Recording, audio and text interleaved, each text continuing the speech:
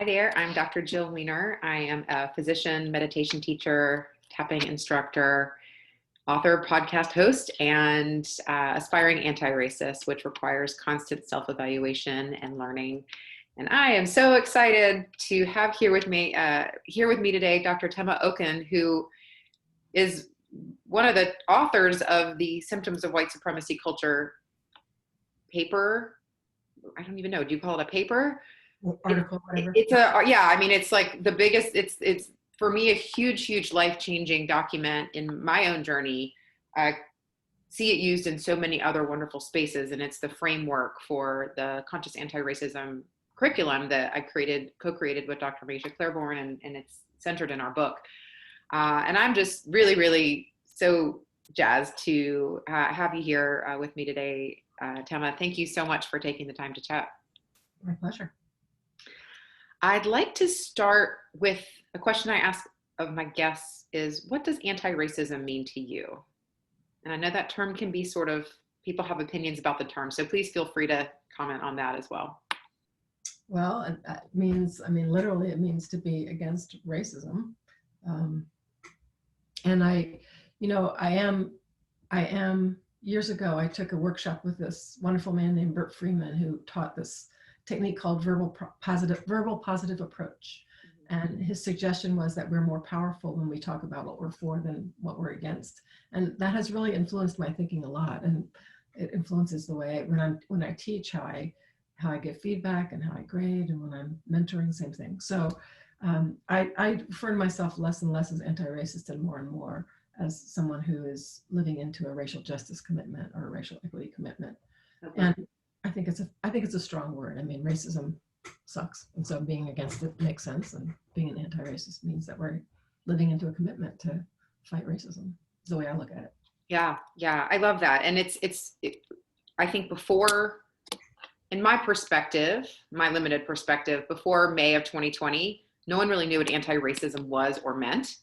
And so having that as describing what I do as that, or my curriculum or course as that, people were confused. And now people know what it means. And now I've gotten more understanding. And I considered, do I change the name so people understand it better? And decided ultimately to keep with it, because that's the term that's often used. And as I've dived more into the space, I hear, and I completely agree. I saying what you're against doesn't say what you're for.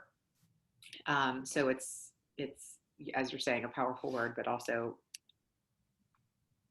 nice to think of things maybe from a different perspective as well. Can you talk about the symptoms of white supremacy culture in terms of how you came up with them? I know you work with Kenneth Jones, and I know from what I understand, he's your mentor. I don't know if you worked with him directly on this project or if he was your mentor more big picture, but it's so brilliant to think of it as symptoms of this illness, this underlying disease. I'm a doctor, so I have, that really resonates with me. How did you come up with that framework, and how did they come together? How did you actually figure out what they are?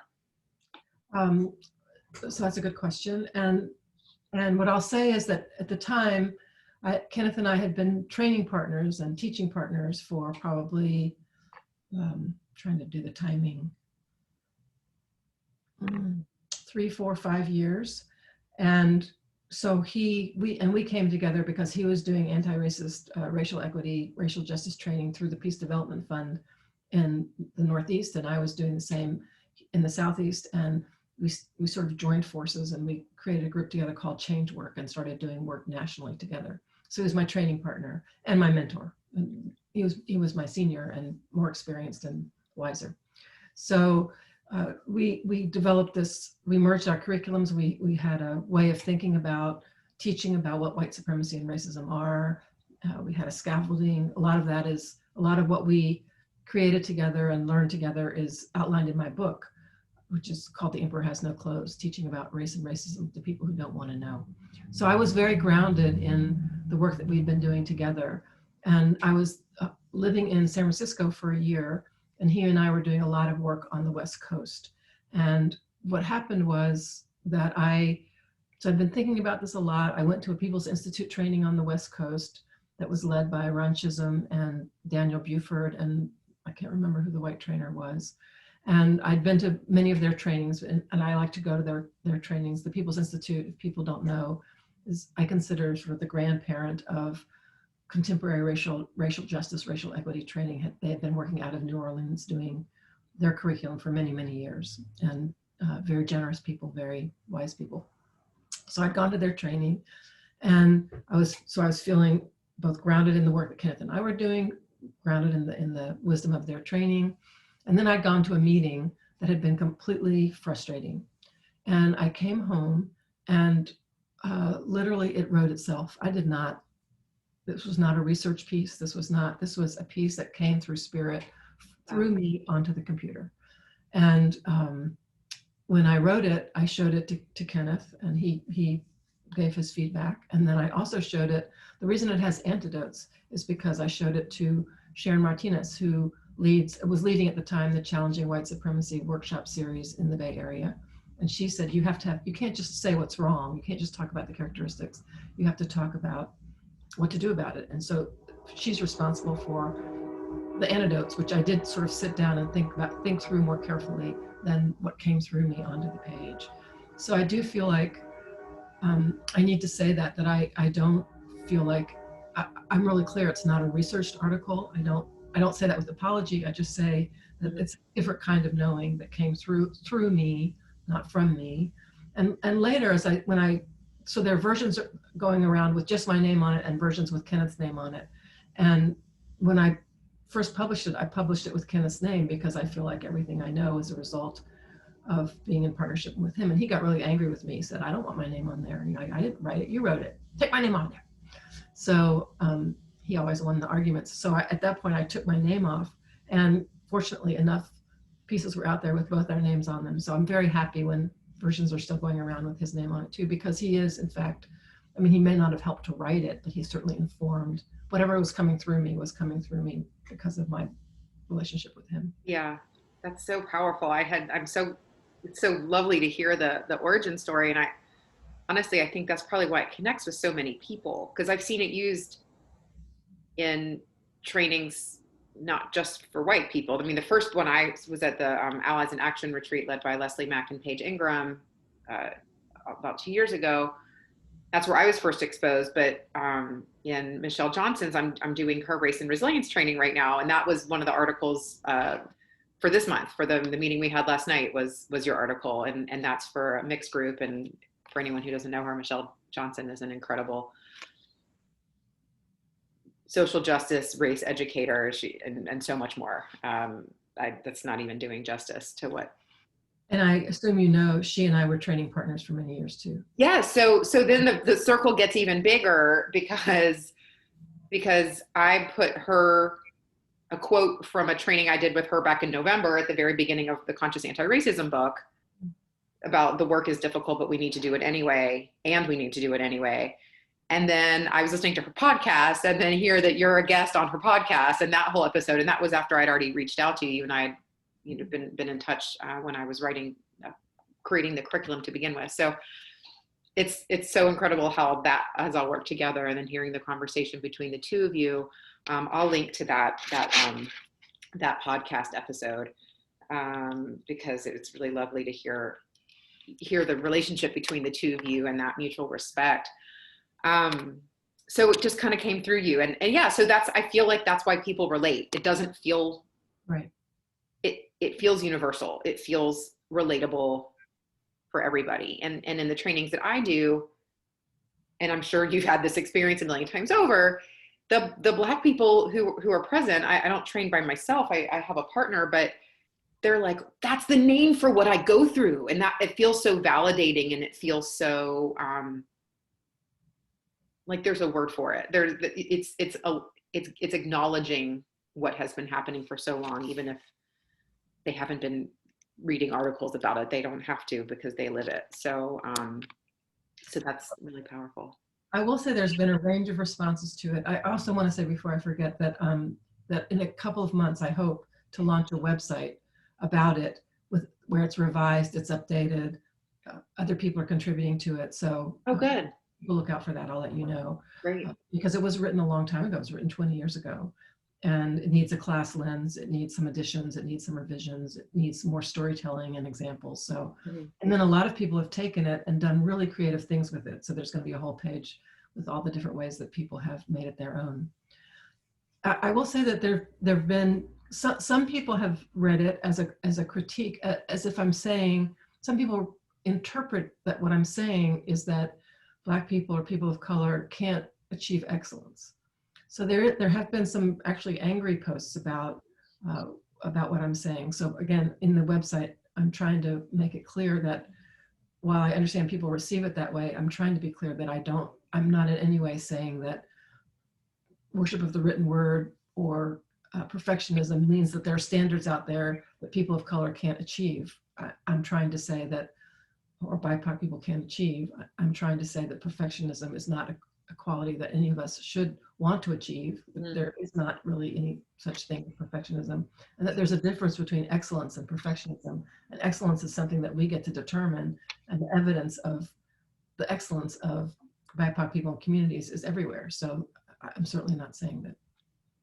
So sometimes I do have to clarify that. Sure, absolutely. And I guess if you're going to put something out there, there's always ways to interpret it through one's own lens. And it's I'm sure not, maybe I can't speak for you, I guess, but maybe not pleasant to hear that, but also like an opportunity to learn and well, it also gets weaponized. So, and people use it as a weapon against each other. So there's the way in which we can offer each other what I would call content, or a way of thinking about something. And then there's what we do with it. And I remember early on in the early years of working with Kenneth, where we would spend quite a bit of time working with people, trying to ground them in an analysis of how white supremacy and racism operate, in the belief, which I still believe, that we need common understanding and language if we're going to do something about it. And then people would take the analysis that we would give them and use it to beat each other up. I'm more woke than you are. I have a better analysis than you do. Your analysis, and I would witness that, and Kenneth would witness that, and we would talk about it and try and build a culture in the way that we teach, where we were encouraging people to hold each other, which can include being in conflict with each other without going after each other. yeah. Which I think is what white supremacy culture allows us to do. So Exactly. Yeah. It's very, it's meta in that way. And the training that I just did this morning, the woman who hired us, it's a Black woman and it's for her board. And she was saying, oh my gosh, I see these symptoms in myself, the way I lead. And it's this active, it's so insidious that we have to take active measures not to create a business environment, no matter what our race or background is, that brings that in, brings these symptoms in and has them, I don't know, controlling us, I guess. I don't know what word you would use. Well, one of the stories in the book is how another colleague of mine, Bree Carlson, and I were doing a workshop for the National Lawyers Guild, which is a professional lawyers association. This was a long time ago too, over 10 years ago, maybe longer. And we were working with the characteristics, and we had people in small groups and asked people to report back, and one small group reported back and said, well, these characteristics are basically the requirements for being a lawyer.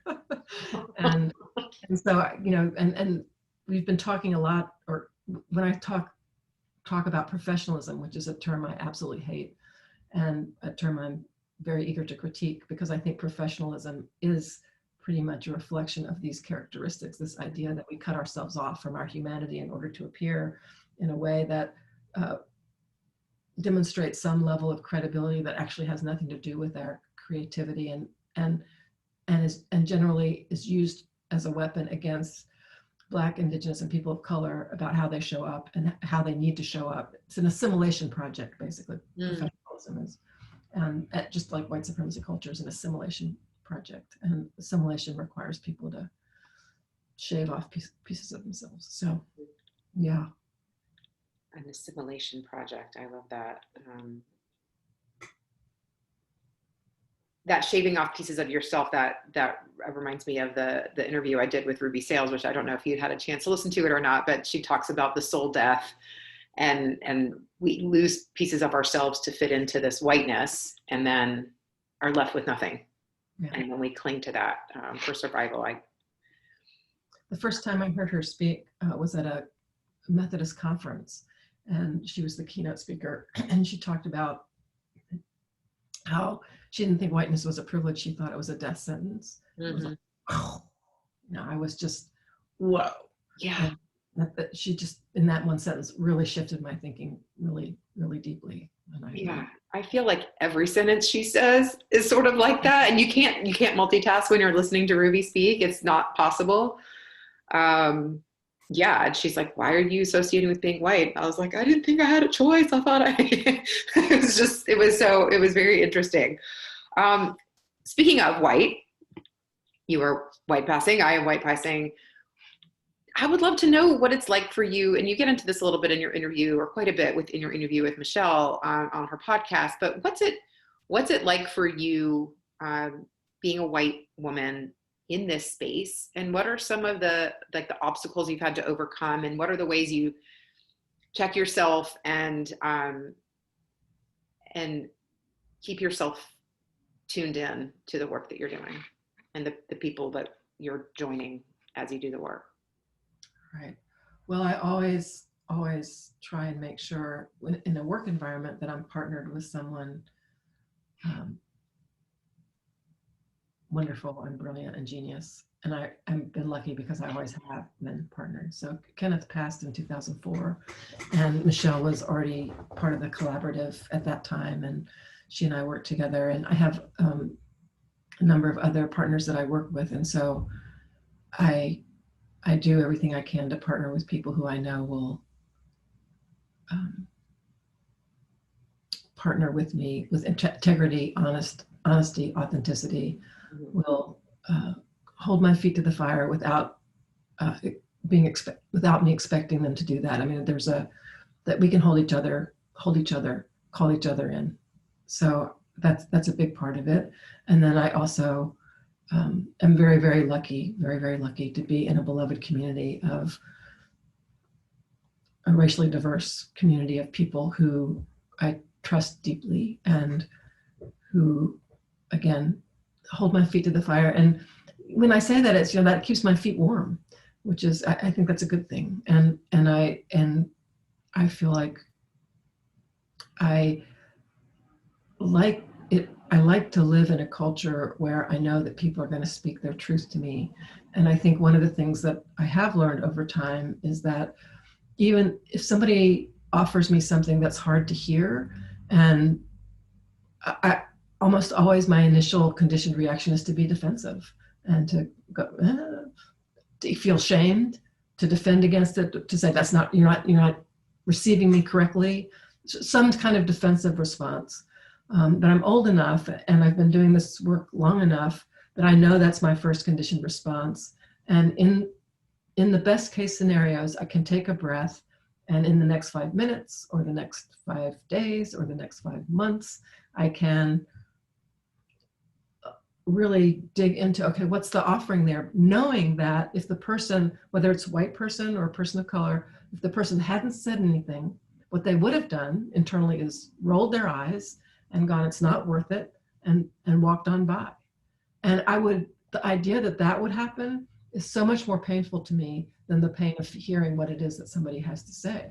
Now, having said that, almost all the people that I'm in a relationship with don't come after me. We don't come after each other. We are pretty committed to a culture of support, even if we have to say hard things to each other. So it's practice, like we practice that. Because white supremacy doesn't teach us how to do that very well. And in some ways, movement culture, and again, I'm old enough to have come up through a pretty harsh movement culture where it was all about proving yourself and show a lot of performance and showing that you're a better white person than the next person. And there was a lot of harsh edges to it. And I think I'm very thankful I feel like younger people coming up in the movement who understand that that's not a way to build a movement. And I can feel that the culture is changing. So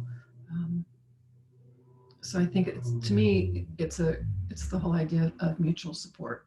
I also have a very deepening meditation practice, which is where a lot of my ability to love myself comes from. I also have I'm still dealing with pretty deep self-hatred that I work through in my meditation practice. And then also I left a very long marriage of over 30 years, about 2.5 years ago. Oh, wow. And it's been a really, really, really painful and hard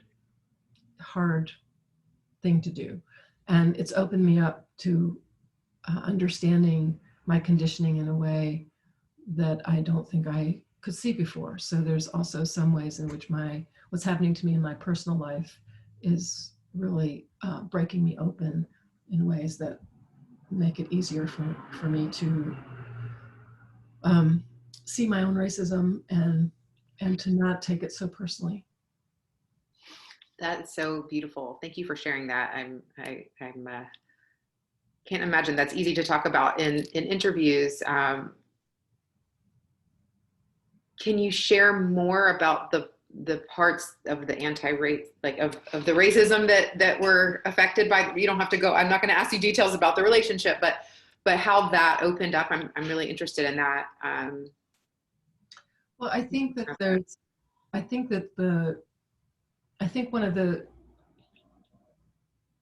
really important skills, and I think that now, and I'm just speaking for myself, I'm not trying to pronounce anything to anybody, but for myself, I think that one of the really important skills for those of us who are white, who want to live into a racial justice commitment, is being really honest with ourselves about what we don't know. And I think that this experience of leaving, choosing to leave my marriage, and coming up against all the pain of that decision that I was not expecting, sort of seeing the conditioning that was operating in me around my own identity as someone who was no longer married, which was really a surprise to me. I mean, I consider myself a deep feminist, but I was married to a man, a cisgender man. So sort of seeing and feeling how hard it was to claim myself as an unpartnered, unmarried, older woman in a culture that really normalizes partnership and marriage, helped me to see how deep our conditioning goes, and helped me to appreciate how familiar I'd become with my racist conditioning, how I wasn't taking my racist conditioning so personally, how I still was attaching some of this new stuff that was emerging. I was very confused about what was conditioning and what was me. So just being much more in relationship with my conditioning on a daily basis, and in my meditation practice, trying to get underneath it. One of the things that I'm doing, the work that I'm doing now, is a lot of it is with white people around defining our stake in racial justice, because I feel like it's really important that we are clear that our lives are on the line, our souls are on the line, our hearts and minds and humanity is on the line. It's not about helping Black people or people of color, it's about helping ourselves to get free. And I'm not saying that I think white supremacy is toxic to everyone. I'm not saying it's toxic in the same way. I am saying it is very toxic to me as a white person and to all white people. It doesn't serve us really. It benefits us, but it does not serve us. And Toni Morrison says this really wonderful thing about how it's in an interview with Charlie Rose. I might have referred to this in the other podcast, but she talks about how she always knew that she had, even as a child, that she had the moral high ground. And she said, when the only way you can stand tall is by putting your foot on somebody else's neck, then you have a problem. And white people, you have a problem. So, it is coming to grips with how any internalized superiority that we have, internalized normalcy that we have, comes at great expense to our relationship to ourselves and to everybody else, whatever race people are. So I think that this experience of suffering and coming up against my own conditioning, and some of the ways in which I I experienced not being seen or heard anymore by someone who had seen and heard me before, Mm. and feeling the pain of that and going, whoa, to not be seen is so painful. And I'd been talking about it intellectually in terms of race, but to feel it throughout my body. So it's been an experience of sort of humanizing me to a much deeper level. I think I was kind of skirting on the surface in a way that I don't think I can get away with anymore. That's so interesting, because I think your skirting on the surface is probably like 100 billion times deeper than most other white people's. I know you're not going to allow you won't let me get away with saying that, but I see what you're saying. It's like, and in the training I just did, it's like, as white people, we can talk about it as an almost like not an intellectual exercise, but it's like a framework to understand something. And then the black people in the training are like, and the man who lives next door to me got pulled over and shot, like it's, or my cousin or my brother or me. It's so different when it's lived, and it's so much more immediate, and to understand that the severity and the immediacy of this is not always obvious to white people, but it is so very clear to people who are not white. Well, so another example would be feeling like, and I'm not trying to, I'm not trying to get into the story of my marriage at all. And I think we each had very good reasons for doing exactly what we did, both before and after. So this is not about blame. And I remember one day feeling really, really angry, and feeling like what I was being told was, I'm doing the very best I can. And what I was feeling was, it's just not good enough. It's not good enough. And then again, making the connections is like, oh, okay. So it's like white people, we often say we're doing the very best we can. And that can be true. And I think it's true. People are doing the best they can. This person I was married to is doing the best they can, and it's not good enough. And what we're doing as white people, we're often doing the best we can, and it's not good enough. Mm-hmm. And I was in a workshop, I was facilitating a workshop the other day, and a wonderful, another facilitator, we weren't working together, but she was attending, a woman named Tammy Fort Logan from Asheville, North Carolina. When I said that, she said, and we just have to keep on going anyway. She's African American. And so she was really, supporting me and pushing me to go, yes, that you may be doing the best you can. It may not be good enough, and you just have to keep going anyway. And all of, those things are true. So sort of sitting in the messiness of that. Yeah. It sounds like it built your resilience around race. Yes. It's built resilience around everything. Yeah. Yeah. Yeah. And that's always an interesting topic, white resilience versus Black resilience, and how white folks tend to not have much of it in terms surrounding race, at least. Yes. White fragility is a real thing. Yeah. What are you doing currently? Like, what does your day-to-day look like in terms of your living into your racial justice commitment? So what I do for my work is I work with a number of different colleagues, mostly with faculty, actually, with faculty here. I live in Hillsborough, which is outside of Durham, which is where Duke University is. So I co-facilitate a program with a brilliant colleague named Krista Robinson-Lyles, and we work with faculty at Duke we do both a year-long program, and we do some 4-part series with different departments. And we also run the same program at a college in South Carolina called Wofford College.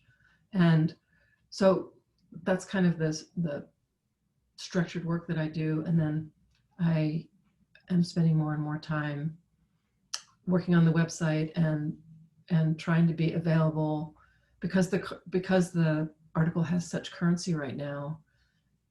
If I can be helpful in talking with people about that, then I do a lot of that.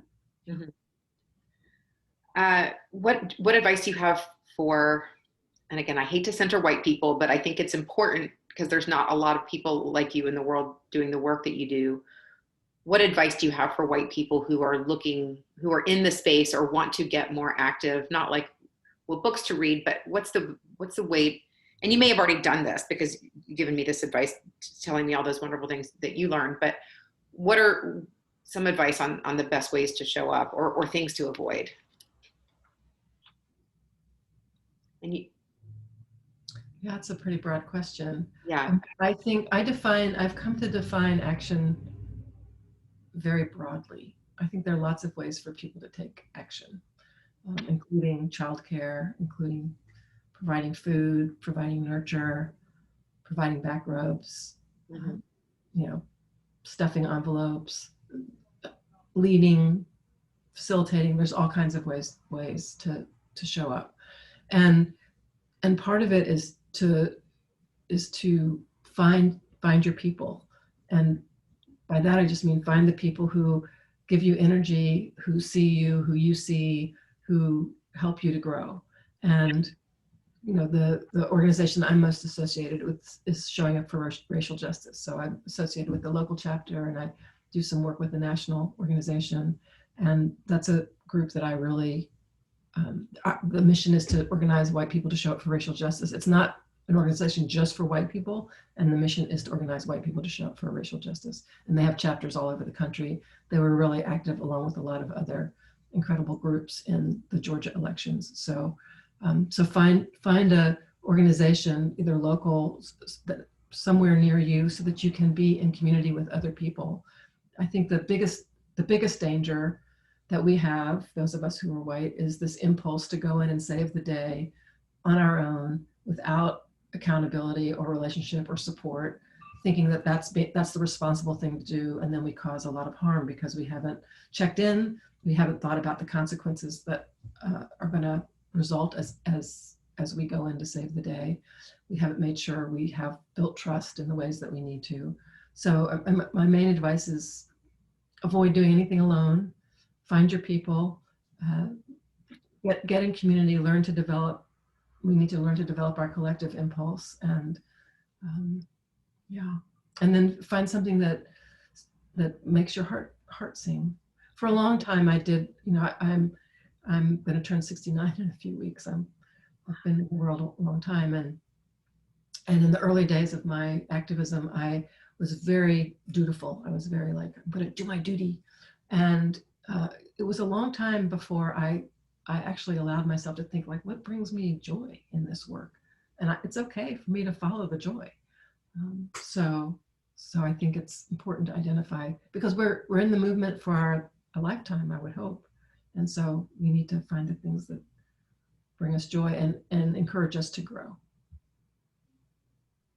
I love that, finding the joy. And I feel like that's I've experienced that. Like, how can I possibly let myself feel joy with all of these things going on in the world right now?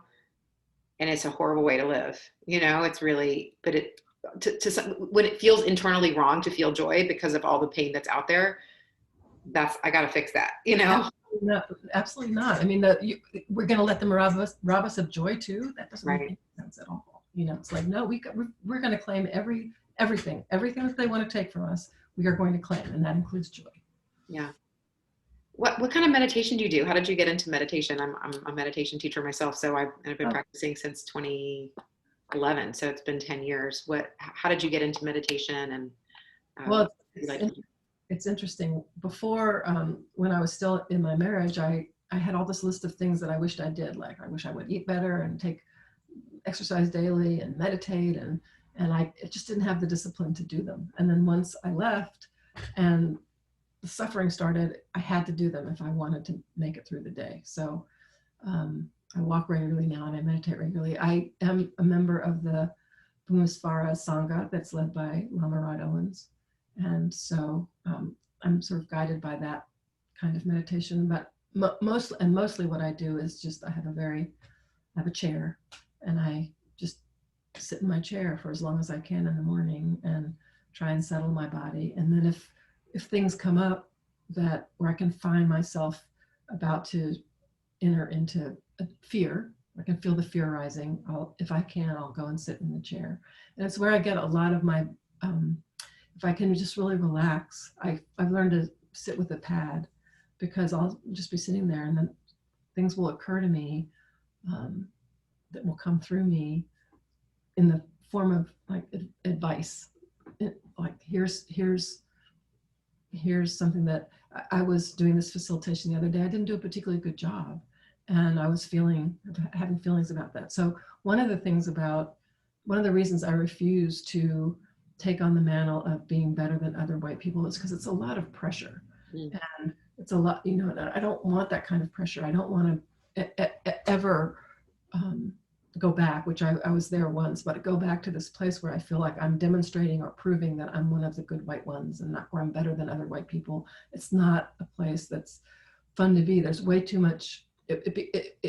Once we enter into that space, it makes it really hard to admit when we've made a mistake or when we need help. And so after the workshop was over, and as I was meditating, what came to me was, you know, reach out for help. And so I did. And yeah. That's beautiful. Did you find yourself, because I have tried and not done very well with mindfulness type meditation, although I find it very beneficial, it's just very hard for me. And so the type that I do is more similar to transcendental meditation, although I didn't learn from them. Did you find it hard when you first got started to do it? Or it sounds like you've... Well, I mean, I don't think I'm following any particular, I'm not following up. Mostly I just sit and just try and be quiet. That makes people want to bang their head against the wall, though. Did you have to go through a phase with that, or it kind of took it? I mean, it's day to day. Some days some days it's just bliss, and some days it's like, okay, I'm done now after 5 minutes. And yeah, you know, it's just, I think I've been doing it long enough now that I have patience for whatever arises, and I try and keep sitting even when I want to get up. And then if I'm not someone, I've kind of, I don't want to say I've let go, but I'm close to really letting go of anything that smacks of you should. Because I don't trust the shoulds. Yeah. That's a nice place. Let me know when you get to that place where you let it go. I don't want to claim it. I shouldn't claim it. But I'm closer than I've ever been. Yeah, that's lovely. That's lovely. I mean, I'm a formerly practicing physician, so all we ever try to do is control things. I think all the symptoms are written about medical training as well. So, I think that's the other benefit of suffering, if I can say that. I mean, and again, my suffering, I'm not comparing my suffering to anybody else's. It's very personal. It's very contained. But a benefit of it for me has been just having to let go of any illusion that I'm in control of anything. Yeah. Yeah. And it's kind of, once you do surrender, you can see that things actually carry on without you having to control things, and it can be quite lovely. Yes. But then needing to learn that, for me at least, like needing to learn that lesson over and over again. As time goes on, it can feel so liberating, and then I'll forget it 6 minutes later about the surrender part. Who are the like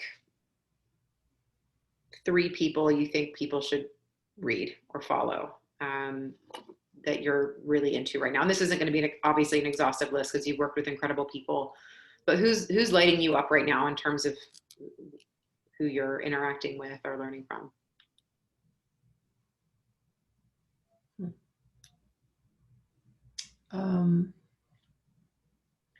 Well, I get, so I'm going to call out, and he hasn't written any books. He's on Facebook, and his posts are profound, and everything he writes just blows my mind. His name is Scott Nagakawa, and he lives in Portland, Oregon. So that's somebody who really influences the way that I think.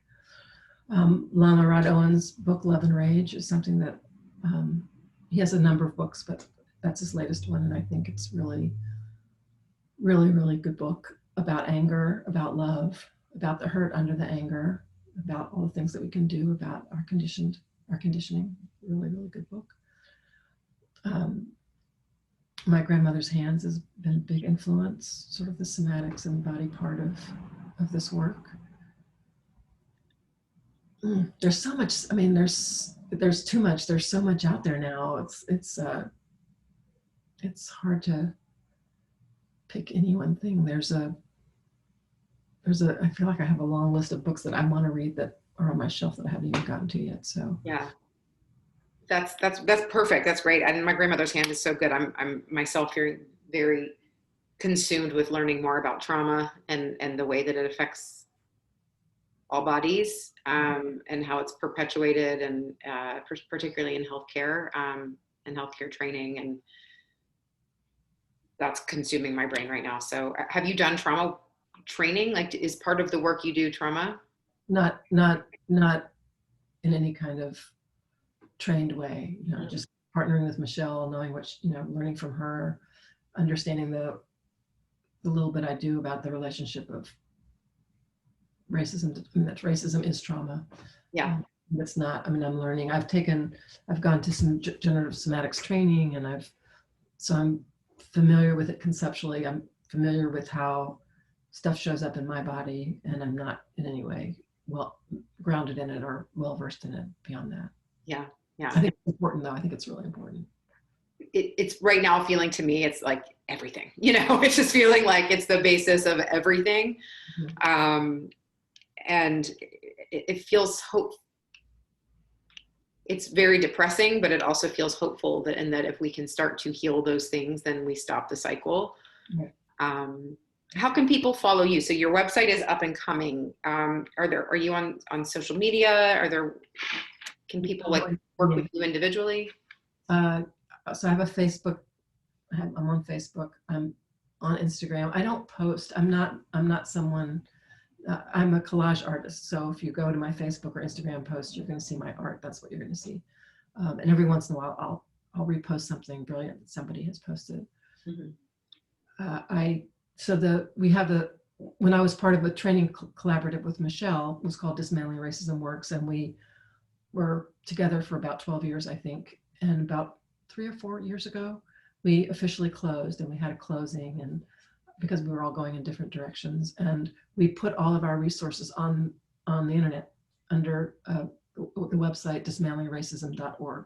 So if you go there, you'll find all of the resources, and you can reach me. I'm the contact person through the website, and that website will announce when the White Supremacy Culture article website is going to go up, which I'm hoping will be the next 2 months. I'm going to do a big launch. I'll let you know about that. I'll let people know about the launch. I'm going to do it as a fundraiser for a couple of organizations, and so that's probably the best way.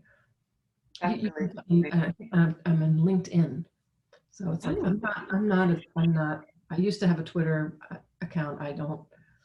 It's just not where I am energetically. So yeah, you can find me if you need to find me. I'm sure one way or yeah, another. yeah. Well, My name is unusual enough that you can find me. You were so lovely and responsive when I wrote to you, however long ago, about using your work in what I'm doing. So I was like, oh, she's writing me back. This is so exciting. She's real and accessible, and she talks to people. One of the pages on the website I'm so excited about, it's going to be a page of all the different creative ways that people have taken the article and adapted it, revised it, focused it on a field, made zines out of it, made cards out of it. So I'm really excited about that too. Awesome. That's so beautiful to see how what you've done has multiplied and gone out to the world. Yeah. Well, thank you so much for taking the time to speak with me.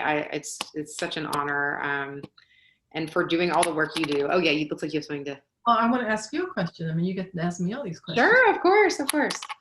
So what do you think? What are you saying to white people right now? What do you think it's important for us to know and do and feel and be? I think we need to learn. My approach is we're told all these things that we're supposed to be doing differently, but we're not told how to all of a sudden be able to do those things, and without shutting down or getting defensive or any of those things. And so my approach is, and my partner Maisha and I, is let's work with the unconscious mind, and let's help people learn about defensiveness and how it all feels in the body, so that we recognize when we're reacting.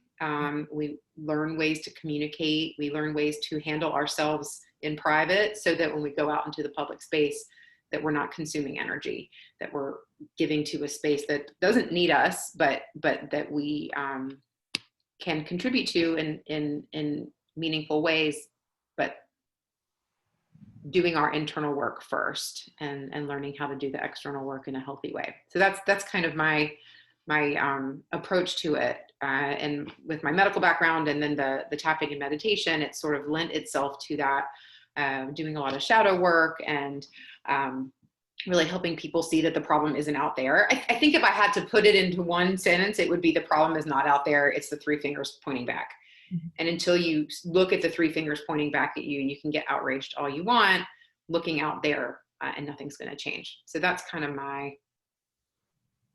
It makes me think this workshop I did a few days ago was for a Presbyterian church in Asheville, led by an amazing white woman leader named Reverend Marcia Mount Shoup. And she writes about, she's got a deep racial justice commitment. She's leading really wisely and bravely her congregation. And she talks about how as white people, we need to stop asking, how can we help, and ask, how can we change? I love that. Okay. I love that. Yeah, like I am part of the problem. Let's just cut that out of the equation of wondering whether or not I am, and just know that, and then go into solving it. And I think there's a lot of complex emotions that go into this work. And if you have not been required by society to develop resiliency around race, you got to learn it somehow. I don't believe it's the job of Black people to teach white people how to be resilient about race, unless they're being taught and explicitly offering that up, and compensated. And so I'm trying to take some of that on, I suppose. I think an understanding that I would actually say it differently. I would say our conditioning is the problem. I don't think we're the problem. And I think that's where we get confused. Yeah. It's like we live in this water that is teaching us every day all these things that are not, that we're better, that we're normal, that we're valuable, that we're qualified, and not teaching us all in the same way. So if we're working class or poor white, we're not being taught the same things. And so it's so devious and it's so deep, to me, it becomes important to make the distinction between our conditioning and who we are. Yeah.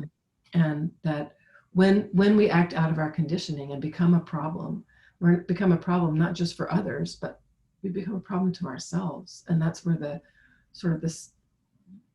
we start living in such fear about who we really are, and fear about and such hatred, self-hatred about who we really are, because we know there's a sense that something's really wrong around race and around being white, but we don't know what it is, and we don't want it to be wrong. We don't want to be bad, so we defend against. It's just the layers in there are pretty. Yeah. And I think that's so. I thank you for that shift, that mindset shift. I think that's really a really important point. Do you have any other questions for me? I have lots of questions for you. I really thank you for having me and letting me talk on. And I actually have an appointment, so I can't stay much longer, but yeah. Just thank you. And thank you for what you're doing. And I think the more we can, as white people, talk to each other about the work that we have to do and how we can help each other to do that, and have each other's backs as we do that, I think the better.